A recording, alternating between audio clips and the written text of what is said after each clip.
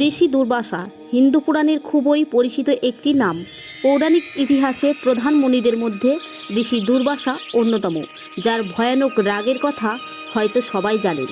আর এই রাগের জন্যই যে তিনি কতজনকে শাপ দিয়েছেন তা বলা অসম্ভব। হিন্দু পুরাণের ইতিহাসে দুর্বাসা মুনির বিশেষ গুরুত্ব রয়েছে। এই মহাঋষির জন্মের পিছনে রয়েছে এক বড় রহস্য। ব্রহ্মাণ্ড পুরাণ অনুযায়ী একবার মহাদেব অত্যন্ত রেগে গিয়েছিলেন। তখন তার শরীর থেকে এক বিশেষ রশ্মি নির্গত হয়, আর এই ভয়ানক রূপ দেখে দেবতারা ভয়ে লুকিয়ে পড়ে।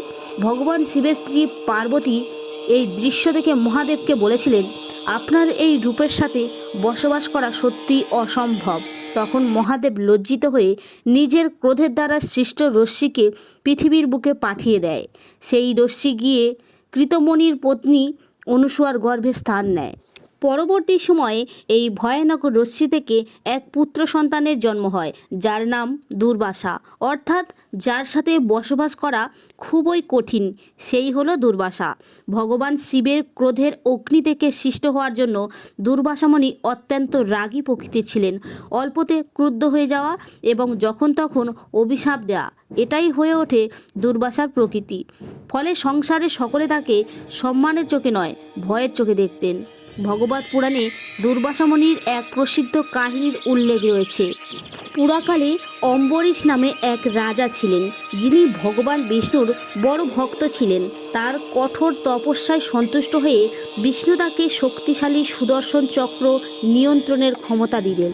পরবর্তী সময়ে অম্বরীশ বড় যজ্ঞের আয়োজন করলেন।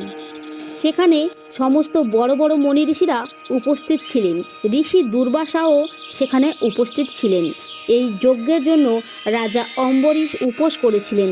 যজ্ঞের সমাপ্তির সময় তিনি উপোস ভঙ্গ করতে গেলে সেই সময় ঋষি দুর্বাসা মুনি তাকে অপেক্ষা করার কথা বলে নদীতে স্নান করতে যায়।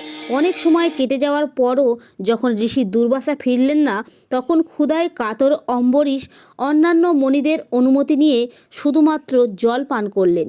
কিন্তু সেই সময় দুর্বাসা মুনি সেই স্থানে চলে আসেন এবং বুঝতে পারেন যে তার জন্য অপেক্ষা না করে নিজেই উপোস ভঙ্গ করেছেন অম্বরীশ।